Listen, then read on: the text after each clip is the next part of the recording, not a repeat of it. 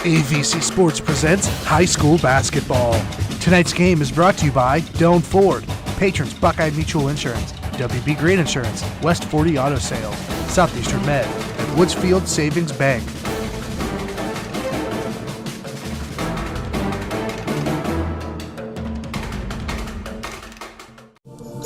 Good evening and welcome as the Tri-Valley Scotties have traveled to New Concord to take on the John Glenn Little Muskies in a Muskingum Valley League Big School Division battle on the hardwood tonight. I'm Dave Hilliard, and along with my partner John Valentine, we'll have all the action on NASH Icon 98.5 and 107.9, and also streaming video tonight on the YRPtv YouTube channel. We have two teams here battling to keep pace with Maysville in the Big School Division. What do you expect to see from the Scotties and the Muskies tonight, John Valentine? Well, as tradition holds, it's probably going to be a pretty intense battle. This is one of those games in the NBL that I love to watch every year, as most other people do. Live here at the fish tank. They took out the fish. It just says the tank on the floor I know, it just now. says the tank. So I guess the fish is just obvious, right? They assume you already know that part. But yeah, I'm looking for a pretty aggressive game on defense. That's always been Tri-Valley's MO. They try to limit the possessions of the other team and keep it from scoring.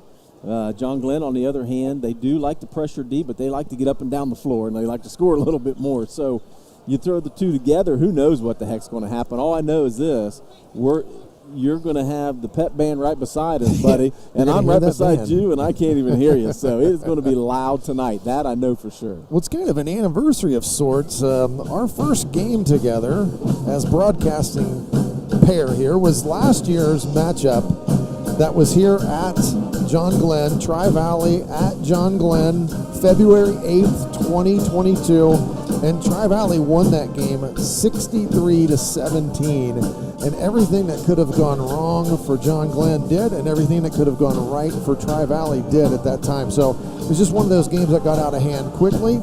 And before you knew it, we had a running clock, and that was the first time I'd seen that in a boys' high school basketball game. But that was a John Glenn. About 500 last year, but Tri-Valley was peaking right at that time, getting ready to make a run in the tournament and get all the way to that district final where they lost to Meadowbrook. You alluded to John Glenn. It's kind of a change in style for them. They really pick up full court. Coach Sheck, he played at Muskingum, and Coach Sheck, a Tri-Valley alum, so there's another little factor for tonight. But he played at Muskingum. He played for Coach Burson, and he learned the Princeton offense there, and that's something that's been a staple of his. But they've kind of gone away from that. It's more of an up-tempo team, more pressuring full court. They're trying to get some turnovers, and so far that's equated to a 7-3 record right now, 5-1 in the NBL. Tri-Valley, 7-4. Didn't expect anything less. Good basketball team. Lots of good players back for them. They're 6-1 also in the NBL, but they're 3 losses outside of the conference. They've really beefed up the schedule. Yeah, I mean, there's a reason why they're 7-4, and that is because they're playing D1 schools, and not just D1 schools. You're talking about Dublin Scioto. You're talking about Hilliard Bradley, well-respected D1 schools, and they've also got a Granville on there in Dover. So you're talking about some of the better teams in the area. Tri-Valley certainly trying to give themselves as much exposure as they can to all different kind of styles and see where they're at. And, look, if you're 7-4, typically as a Tri-Valley team, you think, geez, what's going on with them? Well, no. If you actually look at the schedule, they've played a pretty tough schedule, and they've been in those games. Only a 5-point loss to Scioto, and, and they got obviously they lost to Maysville. Again, we talked about that a little bit, but Dover's no slouch. They're undefeated Dover team. There you right go. Now, yeah. So it's a Dover Tornado team that always plays you tough and doesn't let you score. So the record is certainly deceiving for tonight. That's for sure. Well, Max Lyle is somebody to look for here for Tri-Valley, and he certainly likes it over here in New Concord, because in Week 10 of the football season, young Max Lyle, the sophomore, set a school record for passing yardage in football. So I'm sure he likes traveling over here. It brings back some good memories for him. That's going to be a key for them tonight. He just scored 30 points versus Morgan the other night. He hit 5 threes. Somebody else to watch for, we talked about in the pregame here, is Junior Terrell. He was just a player on the JV team last year, and now he's elevated his play through hard work, basically, and he has become a force to reckon with. He really is a statistics beast. I mean, he's doing everything for him. Steals, assists, rebounds, scoring.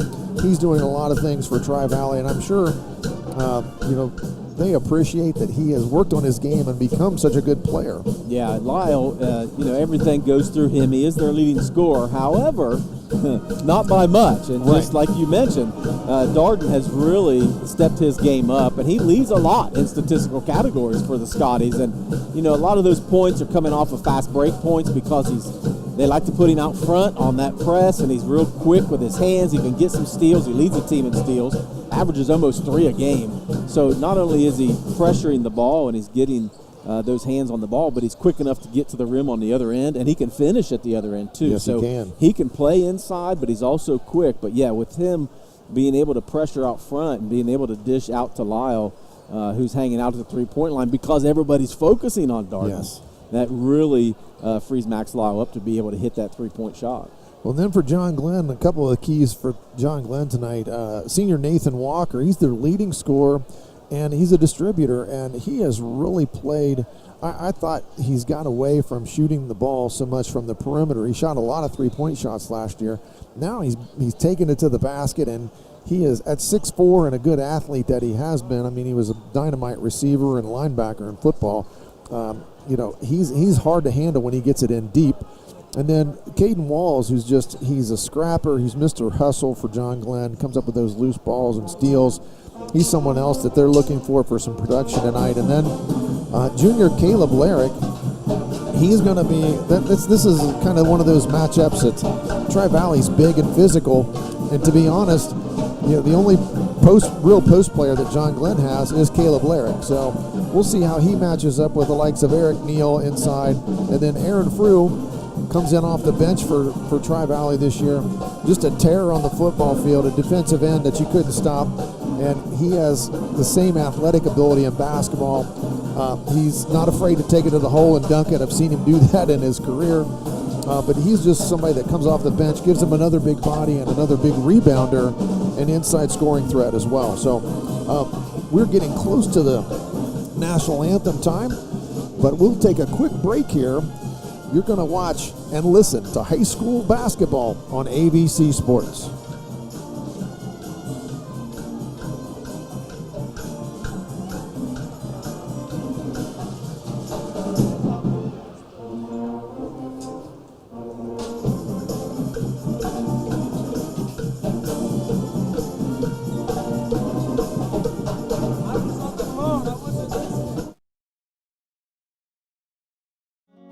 Research shows listeners prefer a personalized experience. So to help you remember, Liberty Mutual customizes your home insurance. We personalized this ad for Amber, who really misses boy bands from the 90s. Hey girl, I'm the cute one, here to tell you how Liberty Mutual customizes your home insurance so you only pay for what you need. I'm the heartthrob. The only thing I love more than you is saving. And I'm the other boy in the band everyone forgot about. Just happy to be here. Only pay for what you need at libertymutual.com. Liberty, liberty, liberty, liberty. Smooth skin begins with hydrating ingredients. Olay Hyaluronic Body Lotion nourishes your skin with all-day hydration for deeply moisturized results that give you confidence like buttery soft shoulders like and visibly smooth skin like.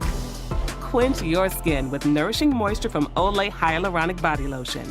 Try Olay Hyaluronic Body Wash too and get skin your face will envy. Back at John Glenn High School, the Fish Tank. We're getting ready for some Muskingum Valley League big school division basketball tonight. John Glenn entertaining the Scotties from Tri-Valley. Getting ready to introduce the starting lineups, and I'll go over those for our listeners and people that are in our viewing audience. And a shout out to my daughter up in Madison, Wisconsin. I think she's watching this ball game tonight. And also to my wife. I know she's probably laying on the couch watching or listening to this basketball game. So, for the visitors, Coach Todd McLaughlin's squad, they're going to start a 5'11 senior, number 2, Jaden Walker. a 6'2 junior, number 5, Terrell Darden, a 6'4 junior, number 11, Eric Neal, a 6'4 sophomore, number 12, Noah Nichols, and a 6'3 sophomore in Max Lyle. We'll take a break here to do the national anthem, and we'll come back with the John Glenn starters in a moment. You're watching and listening to high school basketball on AVC Sports. I was sitting in my car, and it wouldn't start. I lifted the hood, and the engine was falling apart. What would I do? My eyes filled with tears. Then on the radio, I heard of West 40 by Pay here, where for a little money down and a little each week, I could have a car, nice, shiny, and sleek. So I walked in the door, and I put the money down. Now I got a nice car that I can drive around. West 40 by Pay here will help rebuild your credit. The corner of Dewey and Route 40 in Cambridge, don't you forget it. West 40 Auto Sales, corner of Route 40 and Dewey Avenue in Cambridge, is home of the guaranteed credit approval, with most loans approved while you wait. Go to their website to fill out an online loan application, west40autosales.com. You'll also find their weekly special listed there. Do you really think that an insurance company who promises quotes in a few minutes has your best interest in mind? Do they really know you and what coverages you need? Hi, this is John Valentine with Valentine Insurance. We take time to learn about you and your insurance needs so you can feel comfortable that you're receiving the right coverages at the best possible prices. Find us on Facebook, stop by our office, or give us a call at 994-1776. Valentine Insurance, a partner you can depend on. Our community is a special place, and you work hard to make a living and build a good life for you and your family. It's not always easy. You deserve a local financial partner to be there when you need them most. At Woodsfield Savings Bank, we live, work, and play here. Our cutting-edge technology combined with local decision-making allows us to deliver unmatched personal service. Let us start earning your trust today. Woodsfield Savings Bank. It's personal here.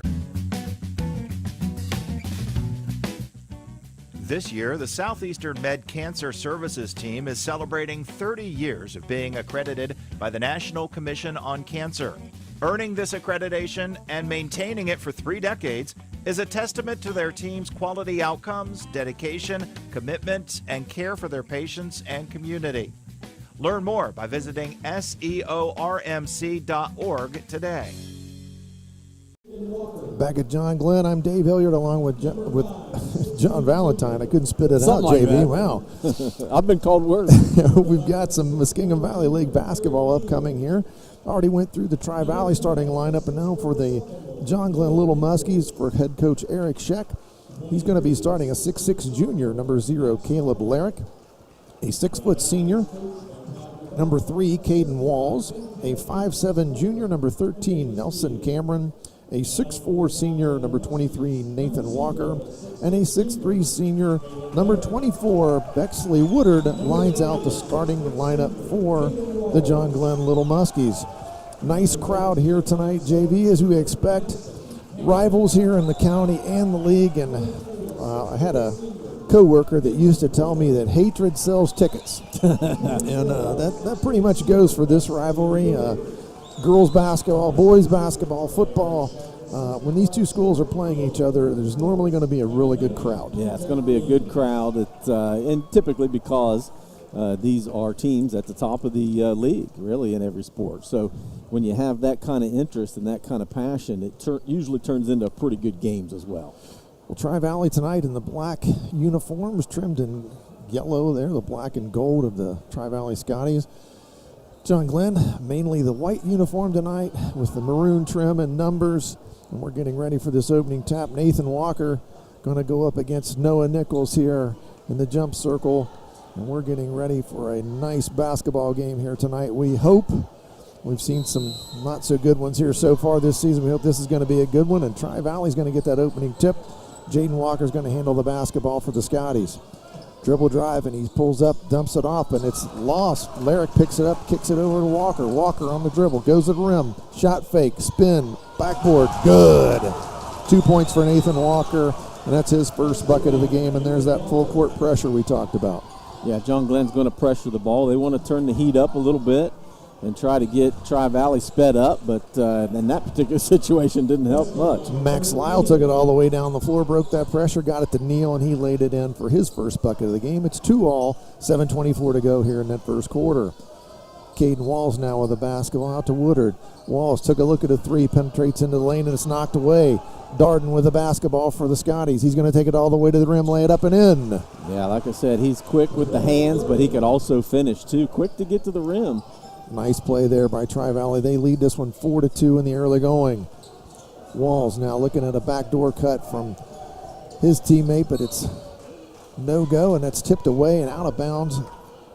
This little Muskie's going to take it out of bounds here on the sideline. Walls will inbound it. And as we anticipated, nice face guarding, man-to-man defense, pressure all day long from both teams. That's what you get in this rivalry. Nelson Cameron handling the basketball. He kicks over to Walker, three-pointer off the back iron. And there goes Nichols for the rebound, but he throws it right to Walker, and it's off of Nichols, maybe off of the official as well, and that's a turnover, and John Glenn going to take the ball out of bounds on the sideline again. And we're going to inbound it again to Nelson Cameron, who's kind of taken over that point guard position here for the Little Muskies this year. Tries to hand it to Bexley Woodard, but Tri-Valley was having none of it. Walker with the dribble now.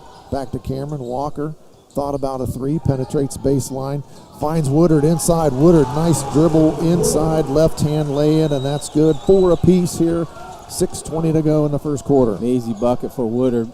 Understood that Walker got too far into the basket, but he bailed him out by cutting to the hole. There's the other Walker in this basketball game, Jaden Walker there for Tri-Valley. He penetrates in and gets a shot off. Fight for that rebound, but it goes out of bounds. Tri-Valley basketball underneath their own basket.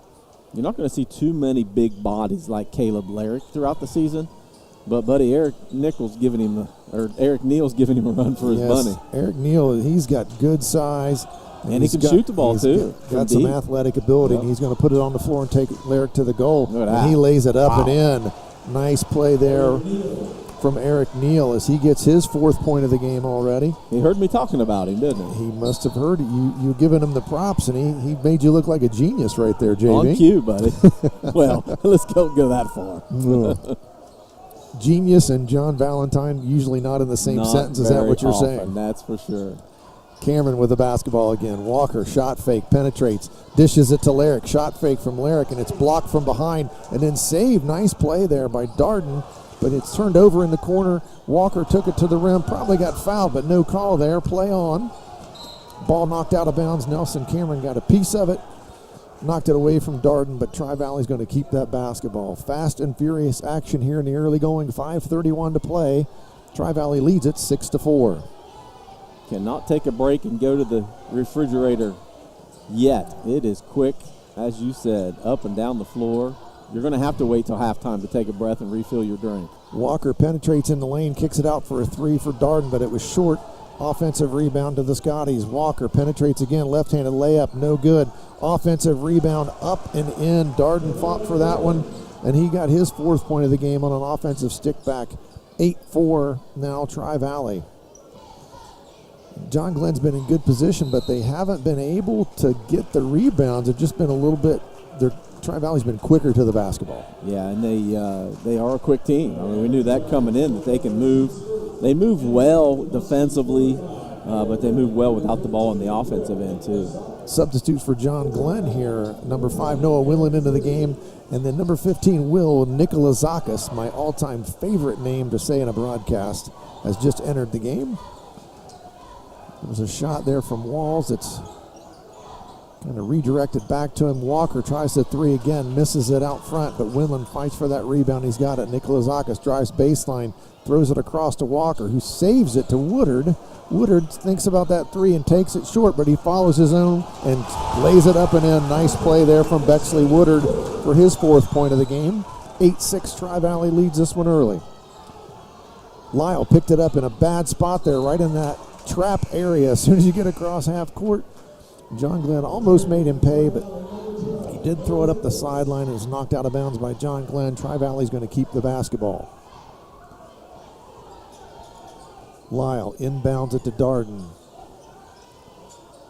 Excuse me, that's Nichols. Nichols penetrates into the lane. Shot fake, kicks it out to Darden. Nichols now out on top. Penetrates with his left hand, jump stop, and that's a charge. Nice play by Will Nikolazakis. Had nice defensive position, held his ground, and he got run over. Will is not the biggest fellow on the floor. He's 5'7". Nichols 6'4", has a little bit of size advantage on him, and he's got and Nichols is a big body too. But that's an easy call there for Nikolazakis held his ground. A much bigger player got in the contact, and he got that charge. Nice defensive play there from Will Nikolazakis. He penetrates now. Walker tries to spin dribble and loses the basketball. It's picked up by Aaron Frew. Just entered the basketball game for the Scotties. Frew now on the dribble. Ahead to Lyle. Lefty lets that three-pointer go, and it's good. Yeah, nice soft touch. You knew that was coming at some point. He hadn't had the ball in his hands yet, but boy, that was a nice wide open look. His first shot of the game, and it's a three-pointer, and it's good. Tri-Valley now leads this one 11-6. Walker finds Woodard inside. Woodard trying to get up to the rim. Finally does. Lays it up and in. Bexley Woodard with 6 points now for John Glenn. Full court pressure again from the Muskies. Lyle going to have to bring it up against that pressure. He gets it ahead to Frew. Frew crossover dribble into the lane. Short jump hook, and it rattles in. Frew's first basket of the game. He's got 2, 13-8 now. Tri-Valley 3:08 to go in the first quarter. Winland cut off on the baseline. Out to Woodard for a three. It's good. Bexley Woodard got 9 already. He's feeling it. Got 3 inside baskets, and now he hits a 3. Here come the Scotties against that pressure. Darden might have got away with a turnover, but he threw it right to John Glenn, and it's a nice play. Comes from behind. Darden comes all the way down the floor, and Caden Walls thought he had a layup there, and I think he slowed down a little bit, didn't take it all the way to the rim, allowed Darden to come from behind and block it, but still going to be John Glenn basketball underneath the rim bucket. Yeah, and with Walls' speed, you figure he's going to get to that rim quick, but he did take a little bit of a break there. Nikolazakis shot fakes a 3, and he kicks it down low to Steele Bates. Bates just entered the game, and he has his first bucket. 13 all now, 2:34 to go in the first quarter. Here comes Lyle. Crossover, left-hand dribble. Neal fights for the basketball. And I think Bates tied him up, but Bates was standing out of bounds. And now entering for Tri-Valley, Trey Goins-Chandler, his first action of the game. He's going to come in for Brady Kaufman, who I missed coming in there. So he had just seen his first action as well. Both teams got some young kids out there, along with some seniors and upperclassmen, a nice mix from both teams. And they're going to need it, as much running as they're going to do tonight to keep those legs fresh. Walker, crossover dribble. I thought he dribbled it out of bounds, but it must have been knocked out by Cameron. Lane Hall also in the game right now. Larrick coming back in for John Glenn. Nelson Cameron in the game right now for John Glenn as well. Frew just checking out for Tri-Valley. And inbound the ball to Jaden Walker, who was an ultra-quick receiver for the Tri-Valley football team this fall. Lyle, right-hand dribble, kicks over to Walker. Walker looking inside and couldn't get it in there. Neal was posting up. Now Walker kicks it over to Lyle. Lefty lets that three-pointer go. This one off the mark. Long rebound came out to him. He saved it. Walker, nice ball movement. Darden in the corner, and he's got 3. And he's got 7 points now for the Scotties. 16-13, 1:51 to go here in that first quarter. Larrick got the ball inside, muscles his way in. Nice move from Caleb Larrick. Went past the rim, used that rim to help keep the defender off his back, and got the bucket. Lyle now, 3 off the mark. Nikolazakis with the rebound. He gets it ahead. Lane Hall. Back to Nikolazakis in the corner.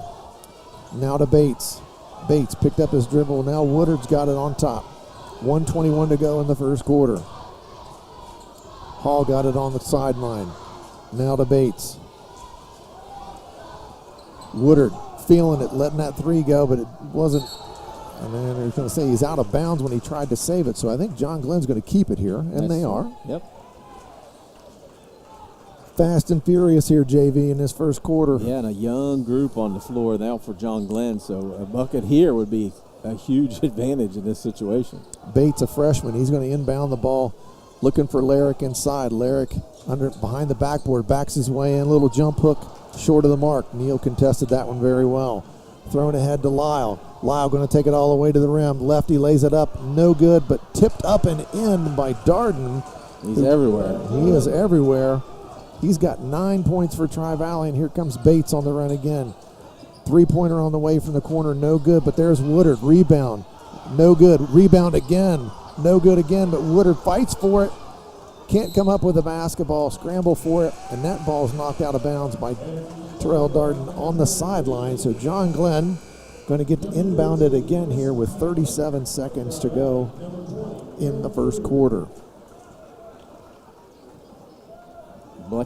Bexley Woodard working really hard inside.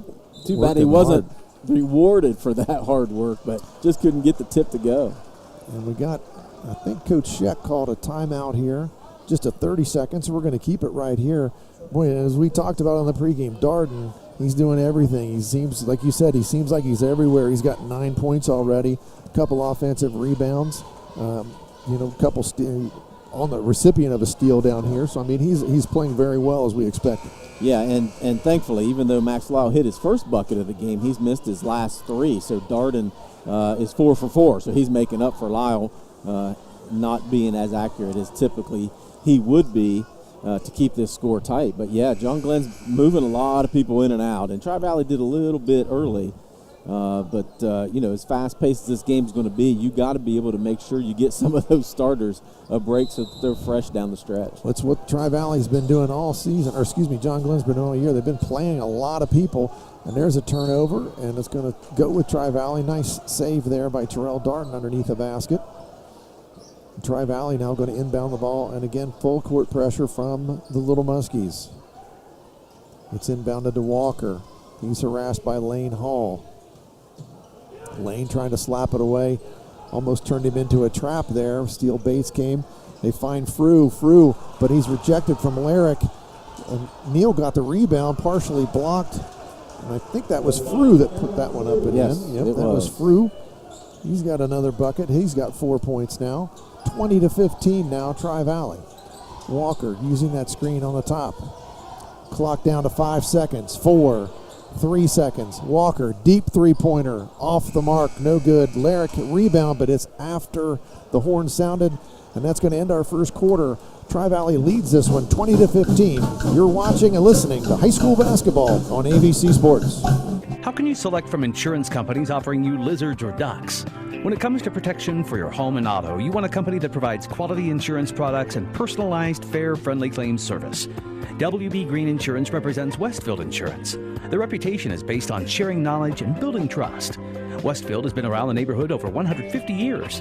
WB Green Insurance welcomes the opportunity to quote your home, car, and business insurance. Don't be fooled by lizards and ducks. Call 439-1329. Back at John Glenn High School here in the Fish Tank.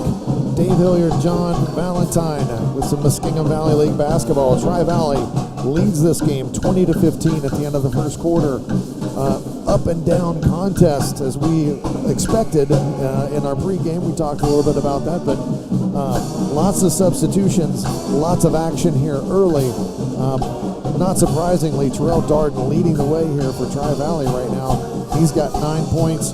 And also for the Little Muskies, Bexley Woodard, he's got 9 points to lead all scorers right now. So our second quarter ready to get underway here. And it's looking like John Glenn is going to get the basketball here to start this second quarter. As we expected, a lot of fireworks early, up and down the floor, a lot of defense. Exactly what you'd expect from this rivalry game. Nelson Cameron handling the basketball, gets it to Walker. Walker dribbles this knocked away by Frew. Walker scrambles to get it back, and he does. Kicks it over to Walls. Walls gets blocked. Now a rebound, and it's out to Darden. He throws it ahead to Lyle. Lyle back to Darden. Darden finally corrals it. Now he finds Neal. Neal gets it in the corner back to Lyle. Nice ball moving there from Tri-Valley, and that's going to be a foul on Caleb Larrick, I believe, on Eric Neal. Eric Neal was trying to get to that offensive glass. And that was on Larrick, his first foul. And team's first foul. Team's first foul as well. Tri-Valley now. Max Lyle to inbound it. He gets it to Neal. Neal hands it back to Lyle. Lyle penetrates. Jumper blocked by Larrick. Walls comes up with a basketball. Now he's on the move. He pulls up at the elbow, kicks it back to Walker. Walker penetrates, gets all the way to the rim, and that's going to be a charge on Walker. Aaron Frew holds his ground, does a nice job, and he draws a charge from Nathan Walker, and that's going to be his first foul, and team second now for John Glenn. Full court pressure again from the Muskies. Having trouble getting it in. Finally gets it to Lyle. He's triple teamed in the backcourt. And here comes Tri-Valley, a little breakout now. They get it to Neal. Neal's going to let that three go in the corner, and it rattles in and out. Woodard with the rebound for the Muskies. Woodard's fourth rebound already. Woodard doing a lot of good things tonight here. He's scoring. He's got 9. He's got some rebounds as well. Walker looked in at Larrick. Decided no. This time he flips it to Larrick. Almost turned over, and it is. Lyle comes up with it. He kicks it ahead to Walker. Walker, he's fouled by Nelson Cameron as he goes to the rim, and that's going to be 2 free throws here for Walker. Number 13, Nelson Cameron, his first. Tri-Valley just so quick to get down the floor, try to get out in front and get some quick, easy baskets. A little tougher for John Glenn to be able to catch him on that particular possession, so Cameron picks up his first. Probably a good foul there. It is now. It is now as Walker misses that first free throw. The score stays 20-15 here. 6:47 to go in this first quarter. Second free throw on the way here for Walker. He shoots it at 75% for the year, so expect him to make at least one of these here. And that second one, announcer's curse, is no good. Rebound fought for. Nichols had his hands on it, but couldn't quite get it in his possession, so it's going to be out of bounds. And Caden Wall's going to take the ball out of bounds for the Muskies. Nicholas Zakis going to bring the ball up the floor. And he motions some people around here. Larrick, he's got it at the elbow. Back to Nicholas Zakis, screens for him. Tried to get it into Walker. Walker was open earlier, and Nicholas Zakis just couldn't get him the basketball. It's knocked out of bounds, and John Glenn's going to keep it. He's got to put that ball on the floor and get it a nice bounce pass there, and therefore the defender won't be able to knock it down. You're exactly right there. That bounce pass, that keeps it away from the defense. Walls tries to get behind the defender there on the out-of-bounds play, but Lyle wasn't going to have it. He knocked it away. John Glenn still going to try to inbound it underneath their own bucket. Third time's a charm, right? Screen for Larrick. They had him there. Throws it just up in the air to Walker. He went up and got it like he did in football quite a bit. Woodard now over to Walls. Walls penetrates. Goes all the way to the rim, and he's fouled by Aaron Frew. I really don't think that was a foul. From here it didn't look like it. I thought he got fouled on the dribble before he got to where he shot the basketball. I thought Frew's block was pretty clean.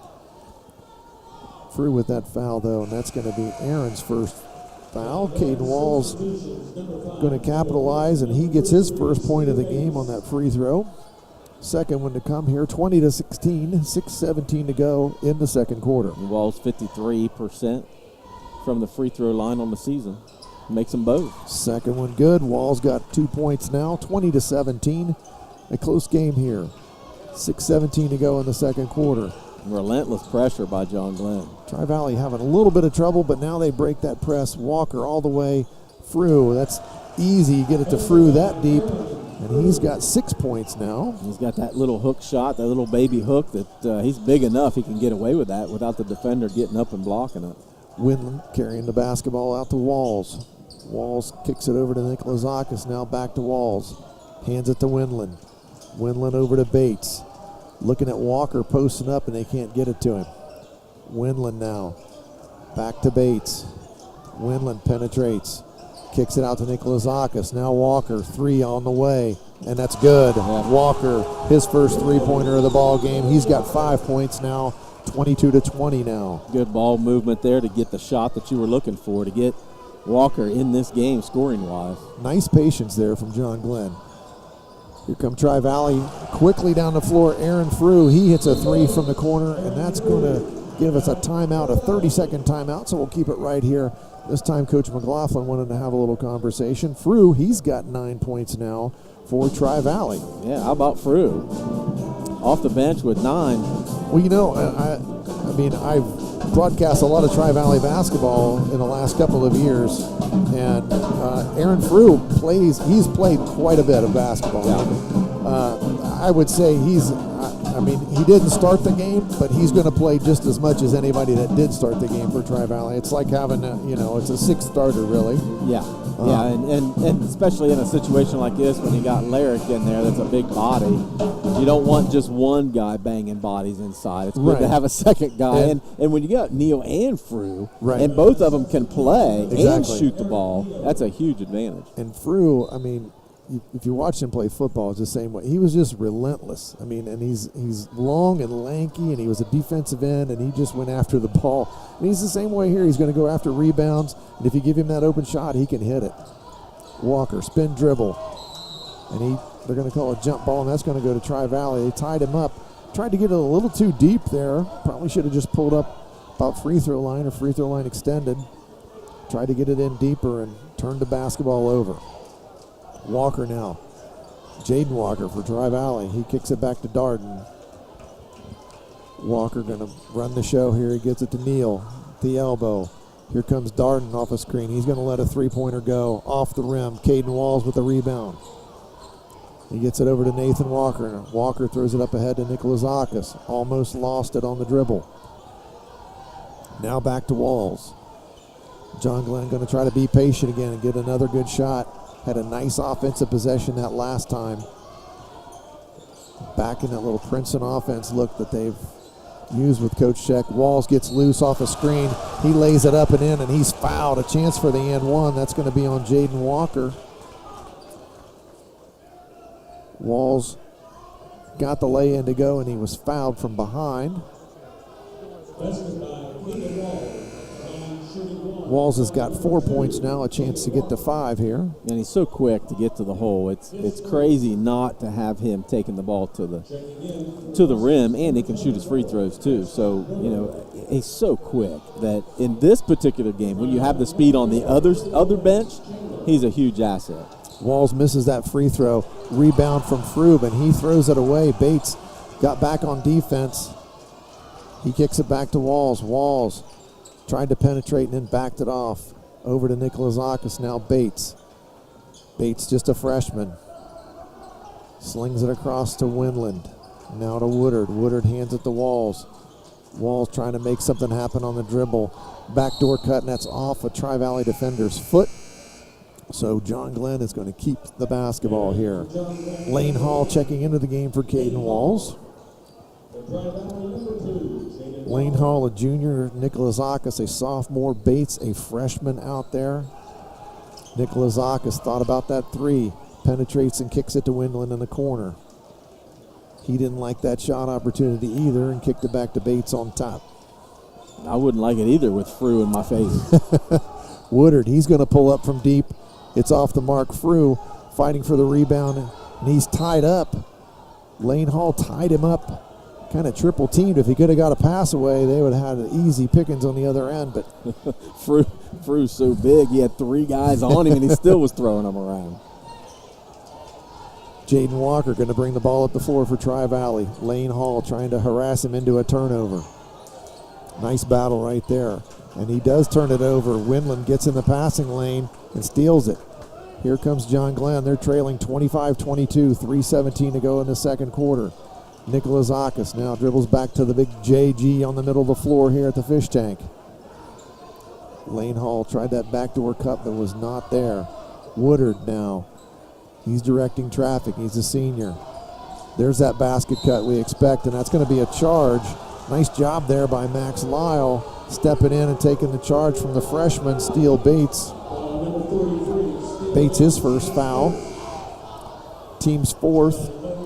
That's the 3rd charge in the game so far. Remember me telling you in the break, early before the game when we weren't on camera, that there might be some charges tonight? It's not been the same official every time. No, you're right. Lyle loses the ball on the inbounds. Woodard, he's going to go all the way to the rim, and he's fouled. Jaden Walker fouls him as he's trying to go to the rim. And that's Jaden Walker's second foul. Bexley Woodard going to shoot a couple free throws here. 2:52 to play in this second quarter. That foul was actually on Goins Chandler. Was that? Okay. Yep, number 4. All right. First one's good. First free throw on the way and good for Bexley Woodard. He's now in double digits with 10 points on the night. Caleb Larrick going to check in here for the Muskies. He's coming in for Winland. Woodard now going to get this second free throw to draw the Muskies within 1 if he can get it. Free throws up and good. He's got 11 points now. Here comes that full court pressure. Nathan Walker on the ball for the Muskies. Inbounded in there is that presser that harassed him into a turnover. Goins Chandler couldn't get the ball to Lyle. He was trying to get it to him right there in that corner, but out of Lyle's reach. Turnover now. 25-24. Tri-Valley leads it. Woodard inbounds to Walker. To Nikolazakis. Nikolazakis now dribbles on the right side. Slings it all the way across to Hall. Now to Walker. Hall now on the dribble to Woodard. Here comes Nathan Walker with the basketball. Going to reset the offense here for John Glenn. He penetrates. Crossover dribble. Finds Larrick deep. Larrick up and in and good. Larrick with his 4th point of the game. John Glenn has taken a 26-25 lead. Goins Chandler having trouble getting that ball in bounds. And there was a timeout called before it got in bounds, or that would have been another turnover. Coach McLaughlin not very happy with his inbounding here, especially, and he's right there talking with Trey Goins Chandler. I was also talking to Neil right now during this 30-second timeout. They were lucky they got the timeout called there. Yeah, because it would have been their ball anyway, because it would have been off of Nikolazakis. Was but it? Still, that, if you're taking the ball out of bounds, you've got to be able to set some picks. I understand it's man-to-man. You think that you can make a move and get some separation and get open, but no reason you can't set a pick. And I think that's what Coach McLaughlin's letting them know. Hey, I know you think you're faster than everybody else, but how about we help each other out and get some bodies on each other and get some separation? Some fine sponsors for tonight's broadcast: West 40 Auto, Valentine Insurance, Woodsfield Savings Bank, Southeastern Med, WB Green Insurance, Doan Ford, Patrons Buckeye Mutual Insurance, all sponsors of tonight's broadcast. Different person taking the ball out of bounds now. Darden had the ball out of bounds this time. And Nikolazakis, active hands, knocked it away from Walker. Walker just throws it up. And Caden Walls somehow comes down with a basketball, and he takes it all the way to the rim and lays it in. Caden Walls gets 6 points here in the quarter. Tri-Valley struggling with this pressure. Lyle, crossover dribble. He gets it to Goins Chandler in the corner. 3-ball, no good. Neal had the rebound, fell down with it, and they're going to call traveling. I think he shielded Larrick off with his left hand and tried to bring it in with his right hand, and he couldn't keep his balance. Fell down, and that's traveling. John Glenn going to get the basketball here, leading this one 28-25 with 1:54 to go in the second quarter. 8 turnovers already for Tri-Valley in this half.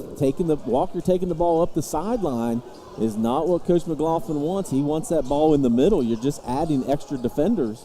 Middle of the floor, exactly. That's right. John Glenn with the basketball now. Woodard backs up to the J. Kicks it over to Nikolazakis.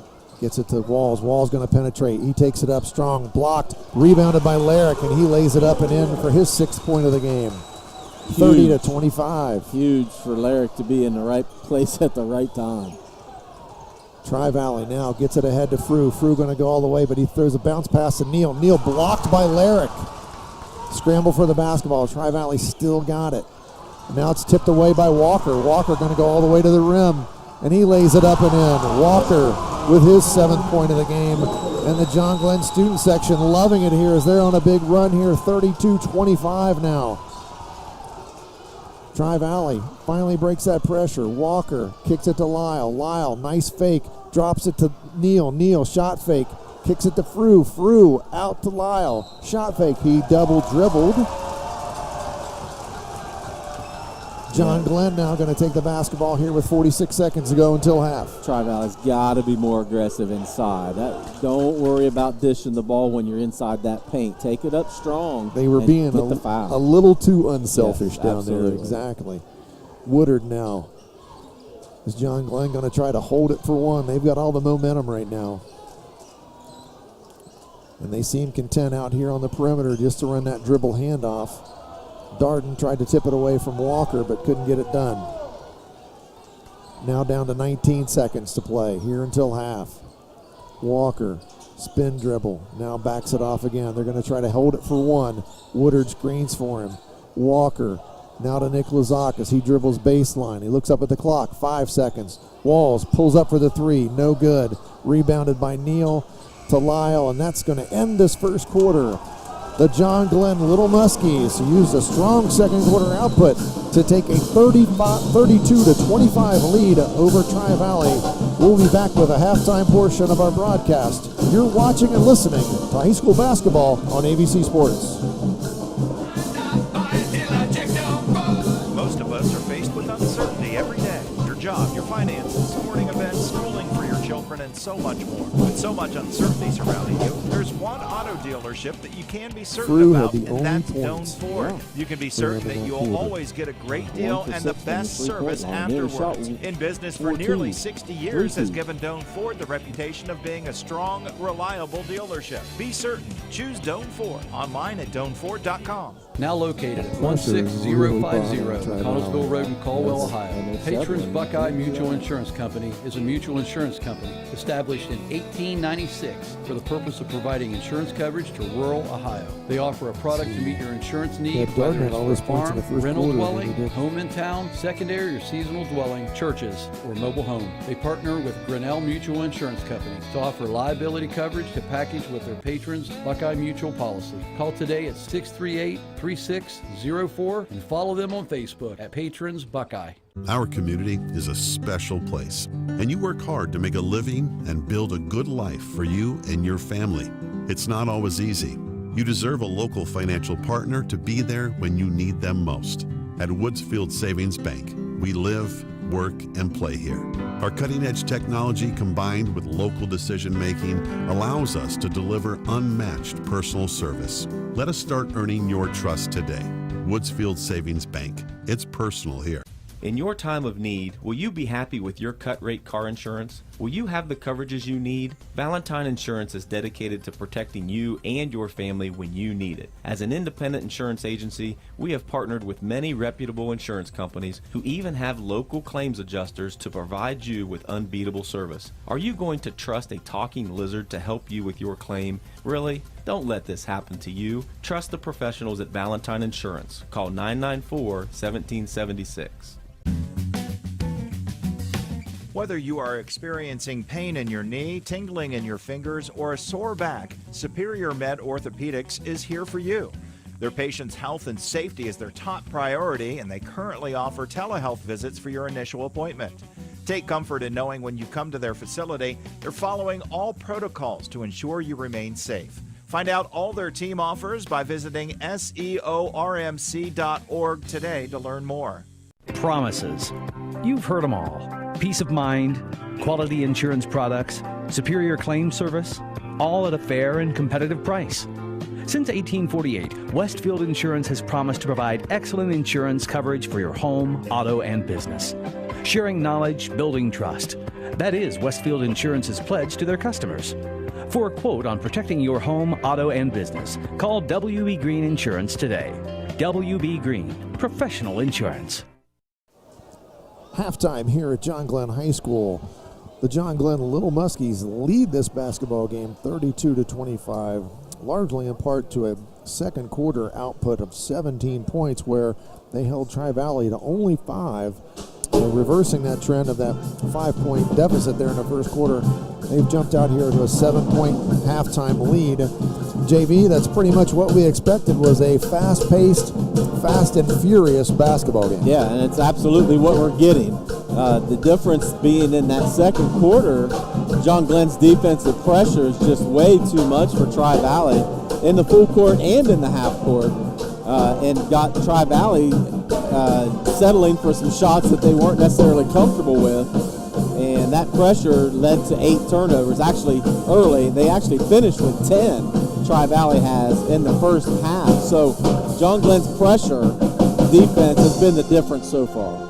It has been, and I was really impressed too. I'm going to give a shout out to the officials. I think this is a really hard game to officiate. One that's where there's a lot of extended defense, where there's people going to be out in the passing lanes or they're pressuring the basketball. I thought the fouls that were called were fouls. I mean, they called obvious fouls. If there's some contact, if it's not really affecting the play, you just keep going. And I thought it was a very well officiated first half as well.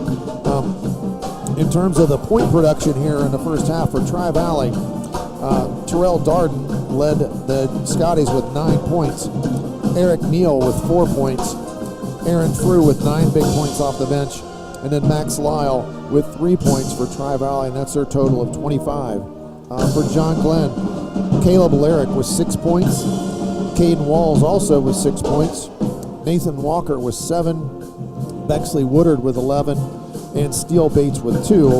And that's a total of 32 for the Little Muskies. And I think, JV, you've got some stats that you can share with us as well in terms of shooting percentages. Yeah, just from a shooting perspective, John Glenn not shooting the ball particularly great, certainly from the three-point line. They're 2 for 9 from beyond the arc, but they made more of their 2-point shots, right, because they're getting some transition points. Overall, only shooting 39% in that first half. A good second quarter, though, to be able to bring that average up a little bit. On the flip side, Tri-Valley shot the ball really well in the first period. Second period, not so much. They didn't get a lot of shots off, but they only made 3 of the 9 that they took. They're shooting exactly 50% from the floor. The difference was they were settling for some threes early in that second period and just didn't make them.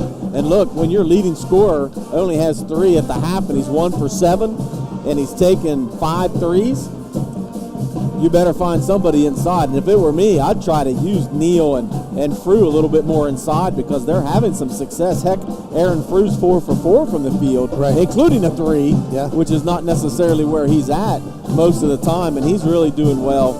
Him and both Neal inside from a rebounding perspective too. So Tri-Valley's going to they're going to have to be able to handle that press. Number one is going to be priority one, and keep guys off of the sidelines. Keep the ball in the middle of the floor to be able to hit those guys back out on the three-point line that have less pressure on them to be able to shoot the ball now. And then inside if you have to get it in there. So Tri-Valley's going to have to stop turning the ball over as much and get better looks in the half court. John Glenn just needs to keep doing what they're doing defensively. If they can keep up that pressure. Yes. Because there were bodies flying everywhere, in and out, a lot of substitution for that stretch run. If they can continue to put that defensive pressure on Tri-Valley and get some easy looks off of transition and be able to take better half-court shots, better half-court sets. There were a couple of them there that looked really good in the second quarter, and then other times they sped up and took some shots that weren't necessarily the ones that Coach Sheck was looking for. So if they can control the ball in the half-court a little bit better and get some better shot selection, they're going to have a real good opportunity to get a win here at the Fish Tank tonight. Well, it's been a hotly contested basketball game, a nice crowd here tonight. And again, I'm Dave Hilliard along with John Valentine. Also tonight, our crack staff here tonight. We got Brett Klein running the show tonight, our producer, Mike Mitchell and Reagan Green on the cameras tonight. They're also providing the video coverage for all this tonight. And we're on NASH Icon 98.5 and 107.9 out of Zanesville and Cambridge. So lots of ways that you can watch or listen to this basketball game tonight.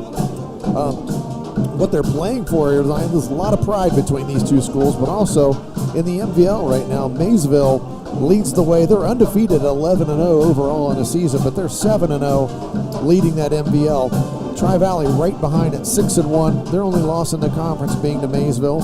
And John Glenn at 5-1, and again, their only loss being to Maysville in the conference. So in the big school, they're fighting to try to keep pace with with Maysville in hopes that one of them or both of them can knock Maysville off in the second half of the season. It typically comes down to a usual typical MBL struggle, right? With Sheridan and Tri-Valley and John Glenn seem to be the top 3 in and out, but man, Coach Brown over there at Maysville the last several years, he's really done a great job with those guys, and he's got them firing on all cylinders. Well, also tonight in the MVL, Coshocton is at Meadowbrook. That game is on 97.7 WILE. Crooksville is at New Lex. Morgan is at Maysville tonight. And Riverview is at West End. And West End is having a nice year as well. They're in charge of that small school division right now, but New Lex right on their heels, and I think that's going to be a hotly contested small school side of the MVL as well. Here as we move on in the second half of the season. I mean, we just got into January here, you know, so lots of basketball still to be played here. And I think it's interesting how the way it's set up, you know, you've got your two divisions. You play everybody in your own division twice, but you've got that one crossover game, and, you know, it could be away. And, I mean, right now, if that crossover game, if you're playing at West End, that's a tough spot to play. It is. They have a pretty good team this year. A lot of guys back from last year, and, you know, a little bit step below some of these big schools, but they can definitely compete every night with these schools. Starting the second half here, John Glenn with the basketball first. Cameron harassed by Walker. Gets it all the way to the baseline, and they're going to call traveling. Jaden Walker forces that turnover there. Only 4 turnovers, if you can believe it, in the first half for John Glenn. That's kind of hard to believe as fast-paced as this has been. And then Lyle trying to take the ball out of bounds, and Walker there with his wingspan and size to try to deflect it, and he did. It went out of bounds, and he finds Neal this time. And he gets it to Walker right in the middle of the floor, as JB talked about. Back to Neal. Neal drops it down to Nichols. Nichols couldn't get his shot off. Now Coach McLaughlin asking for a set play here, but Walker, he's going to penetrate all the way in. Neal, shot fake a couple times, couldn't get it to go. Woodard with the rebound, and here comes Caden Walls now for the little Muskies. Yeah, again, just being too unselfish in there, Tri-Valley is. He had a nice shot he could have taken there. Cameron tried to lob it in there to Larrick, but it's tipped away, and here comes Tri-Valley on the run. Walker over to Lyle, but it's through his hands and out of bounds. Another turnover for the Scotties. And a sub just like that. 45 seconds into the second half, he's subbing already. All right, Nikolazakis now with the basketball over to Walls. Walls dropped it for a second, but Walls now motioning for Woodard to come and get it. Walker wants Nikolazakis to clear out. He's looking for Larrick down low. Larrick's got it. Double team from Lyle. Tried to dribble baseline. Lyle knocked it away from Larrick, and that's going to stay John Glenn basketball. Nice defense there from Max Lyle. He snuck around there and almost had a steal, but did knock it away from Larrick. Inbounded to Walker. Nikolazakis, three-pointer on the way. It's good. And that's his shot. Didn't take any of them in the first half when he was in there, but definitely had an opportunity there. Nice, pretty shot. Will Nikolazakis with his first basket. It's 35-25 now, and John Glenn almost forces another turnover. Neal's got it in the backcourt. Walls went for the steal. Nikolazakis knocks it away, and he's got the steal. Now to Walls in the corner. Three-pointer. In and out. No good. Neal with a rebound. Knocked away by Nikolazakis. And, boy, those guards from John Glenn just seem to be everywhere on the defensive end. Yeah, you can't take a second off if you're Tri-Valley. There's going to be somebody's going to be flying in there with arms trying to steal that ball from you. You just think you've got it, and here comes Nikolazakis and knocks it away. He had a sequence there where he just had his hands on the basketball, it just seems every time. Darden now penetrates with his left hand. Shut off by Walls. And Darden's going to have to get back in this game plan in the half court if Tri-Valley's going to have to compete as this game goes. Darden looks at the three. Walker switches on to him, but Darden beats him with a left-handed dribble. Floater up, no good. Nichols with the rebound. No good, but he was fouled. And he's going to shoot a couple of free throws. That foul is on Caleb Larrick. And that's his second foul of the basketball game.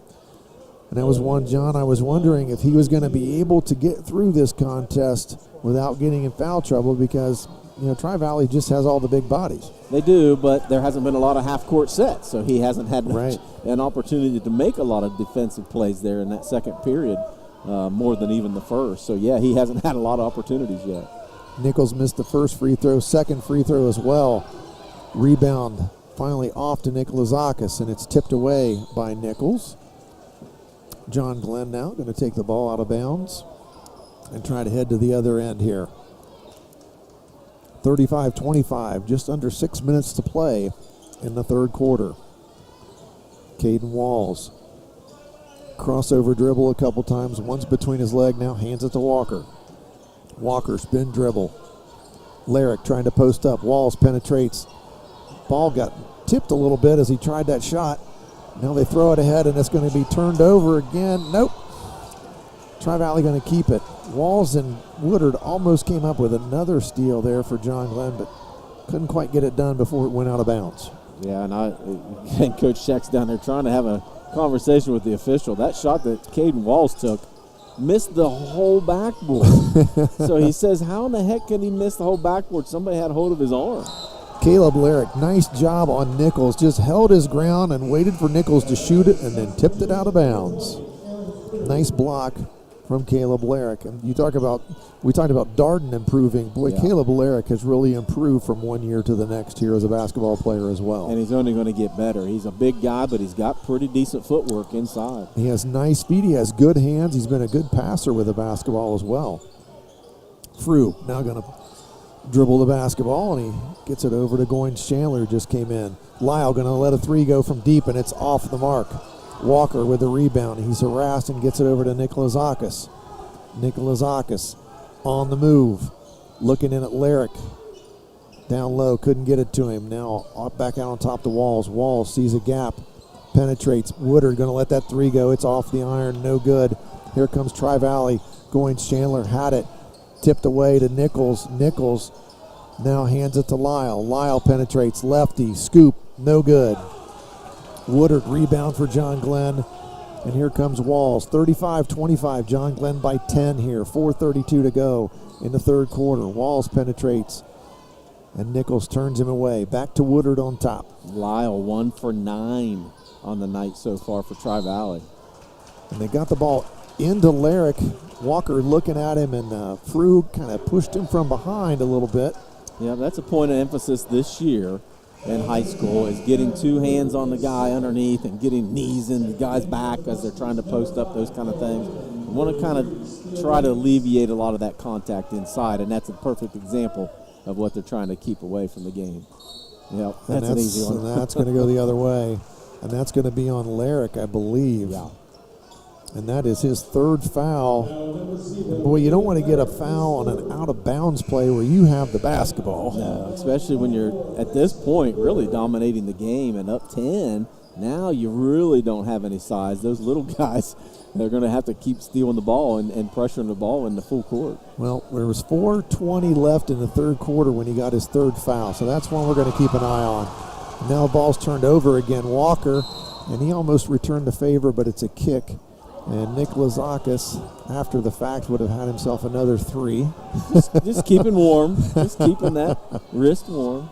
John Glenn going to inbound it to Woodard. Woodard, one dribble in, and he turns it over right to Lyle. Lyle's got it. Crossover dribble. Nikolazakis harassing him and couldn't get it tipped away. And that's Nikolazakis' first foul. And I'm sure he'll just keep that pressure up. Yeah, why not? He's got 4 more to give. He's got to keep it on there. 4 minutes to go, and Nikolazakis diving after it again. He's trying to get his hands on it. He just seems to be everywhere the ball is. Lyle finally penetrates, but he travels. Lyle is a different factor. Guys aren't used to guarding left-handers, and Max Lyle, left-handed, and he can penetrate with that left hand, although he got bumped a little bit. A little bit, but John Glenn's pressure, when you're trying to drive into the lane and you got 3 guys all over you, it's pretty darn frustrating. It throws your shot off a little bit.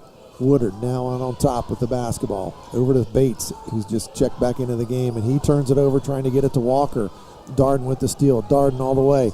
He lays it up with his right hand, and it's good. Now that was nice body control by Darden. Not only made a great play on defense. And there's a turnover and comes right to Darden. Darden going to go back again, and he shoots that floater, and it's good. 2 points again. A little mini run from Terrell Darden has drawn Tri-Valley back into this basketball game. 5 turnovers for John Glenn already in this quarter, more than they had in the whole first half. Walker finds Bates. Bates lays it up. Body contact, but it's no good. Bates going to harass Goins Chandler, who got that rebound. And nobody in the middle of the floor for Tri-Valley. Tri-Valley gets it across half court. Darden's got it, and it's kicked, and that's going to be out of bounds.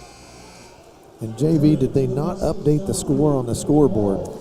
I've got 35-29 in my book. That is what 20? they have. Okay, you just got a bad angle. Yeah, there. I just got a bad angle. It is 29, and I can't see the other board because of the basket. So it is 35-29. That's what I thought it was, but I look up and I see 35-25. So yeah. 35-29. John Glenn by 6 here. 2:45 to go in this third quarter. Lyle gets rid of it. Over to Nichols. Nichols now to Darden. Darden now to Frew. Frew penetrates. Gets it over to Lyle. Three-pointer on the way. This one's good. Max Lyle finally finds the range from deep. And he's got his second three of the game. He's got 6 points. Shooters aren't afraid to shoot, and he finally got his second one of the game. 35-32. 2:15 to go. Walker, spin dribble, hands it to Walls. Walls gets it to Woodard. Woodard, three-pointer, off the mark. Long rebound, scrambled for the ball. Nichols had it. And it's knocked out of bounds by Woodard or Wendland. I couldn't decide which, but Tri-Valley's going to keep it. Well, either way, John Glenn's pretty fortunate that they didn't pick up a foul there, too, because it looked like a couple guys were smacking the ball there. Poor Nichols, I think, got hit a couple times there. 2 minutes to go here in this quarter. John Glenn has 3 points in the quarter.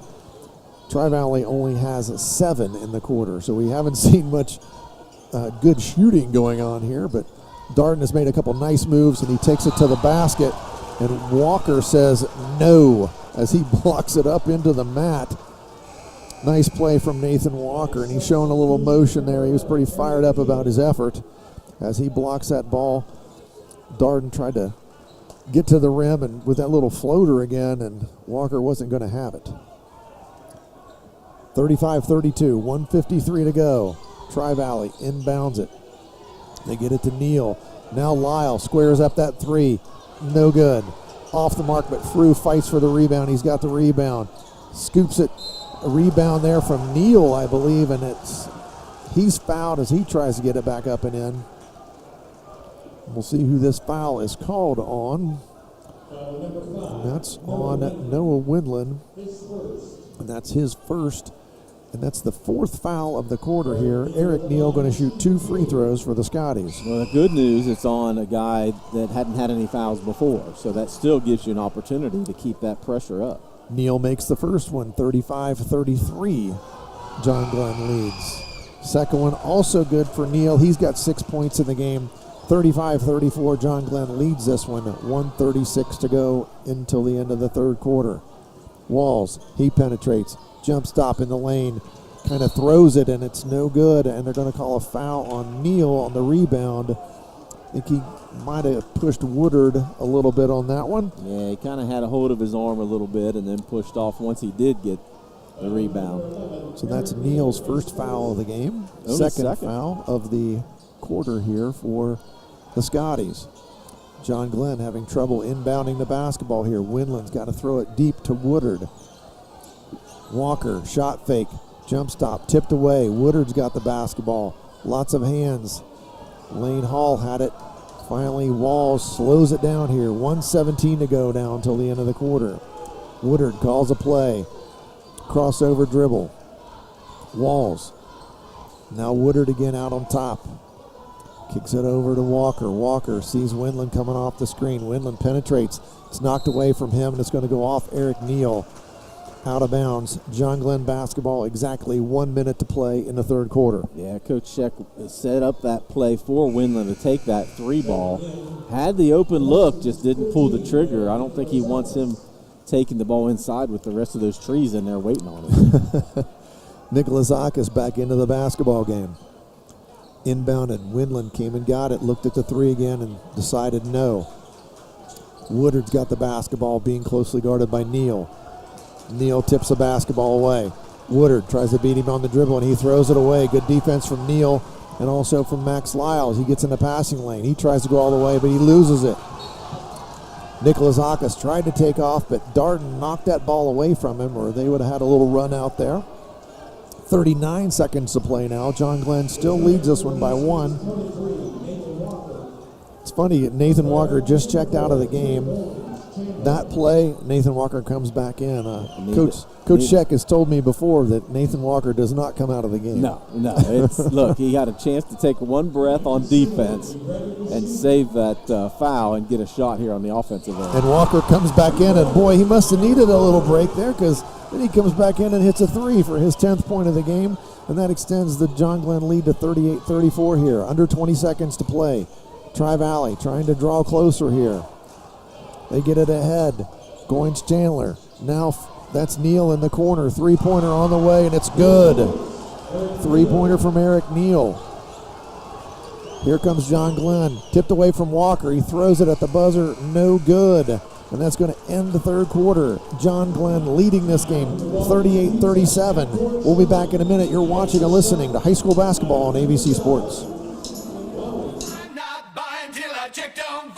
Most of us are faced with uncertainty every day. Your job, your finances, sporting events, schooling for your children, and so much more. With so much uncertainty surrounding you, there's one auto dealership that you can be certain about, and that's Doan Ford. You can be certain that you'll always get a great deal and the best service afterwards. In business for nearly 60 years has given Doan Ford the reputation of being a strong, reliable dealership. Be certain. Choose Doan Ford. Online at doanford.com.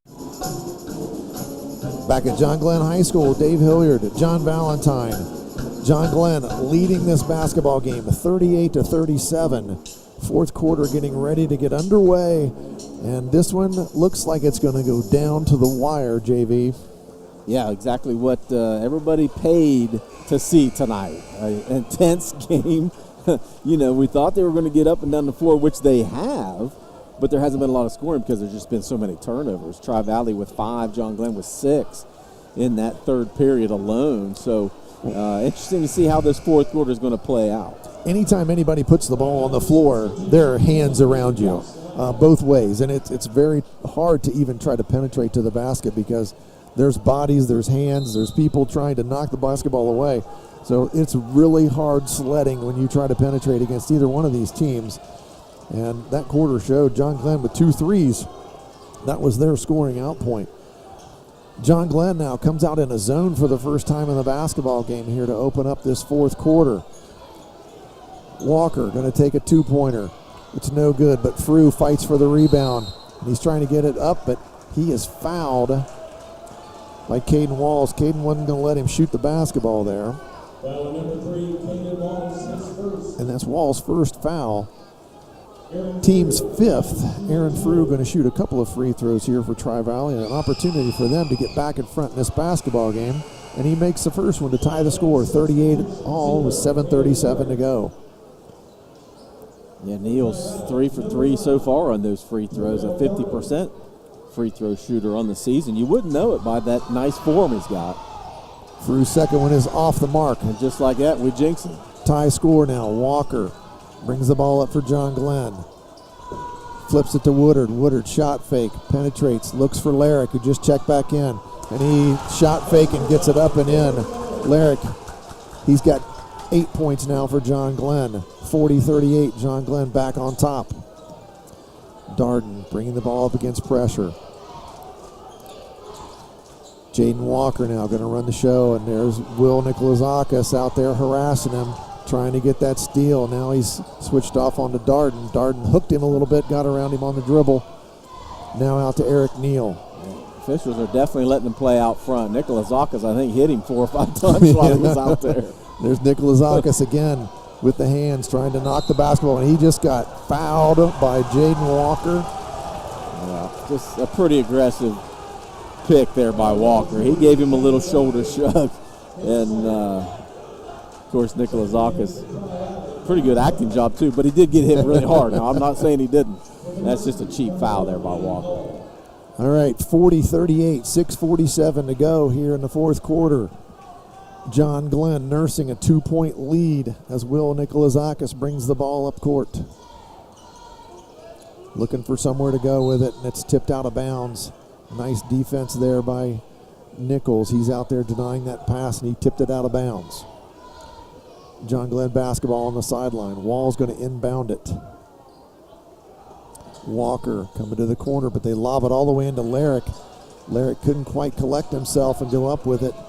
Now Nikolazakis has got it, and he's looking at Lyric posting up. Caden Walls on the dribble now, and he's going to hand it back to Nikolazakis. Tries to hand it off to Walker, but he gets in the passing lane, and it's stolen away, and here comes Tri-Valley. Jaden Walker lays it up and in. And it's a tie basketball game here with 6 minutes to go, 40-40. 6 minutes to decide the outcome in this one. That's a big bucket by Walker. Not only to tie the game, that's his first bucket of the game.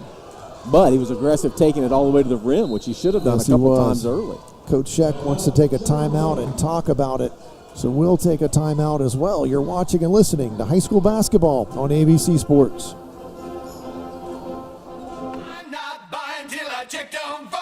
Most of us are faced with uncertainty every day. Your job, your finances, sporting events, schooling for your children, and so much more. With so much uncertainty surrounding you, there's one auto dealership that you can be certain about, and that's Doan Ford. You can be certain that you'll always get a great deal and the best service afterwards. In business for nearly 60 years has given Doan Ford the reputation of being a strong, reliable dealership. Be certain. Choose Doan Ford. Online at DoanFord.com.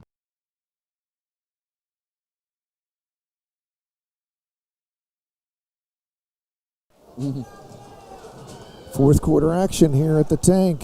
John Glenn, Tri-Valley, all tied up at 40 here in this fourth quarter, and we're just talking about this. You know, there's been a lot of action, but very little scoring. It seems like in the second half. I mean, back and forth, steals, turnovers, and it's not really been due to sloppy play. It's just been a super aggressive defense on both sides. Yeah, the officials letting them play a little bit. Interesting to see if they're going to let that continue in the fourth quarter. If you let it go for three, no reason to get tight now to let teams win it at the foul line. Neither team in the bonus. We've got 5:54 to play in the basketball game. Nikolazakis now running the show for John Glenn. Gets it to Lyric. Lyric, they're looking for Walker. Now Nikolazakis has got it. Here comes Walker off the screen. They get it down to Lyric. Lyric dribbles, lays it up, and they're going to call a charge on Lyric. And I don't know if I agree with that one or not. That's going to be his fourth foul. Well, and the only reason he would have is because Lyric kind of did lower the shoulder. He dipped the shoulder a little bit. You dip your shoulder, they're going to call it every time. That was the only difference because the defensive guy was still moving and did not have position. However, he dipped his shoulder just enough to cause that separation. Now Tri-Valley with a chance to get ahead in this basketball game. They trailed by 10 at one point.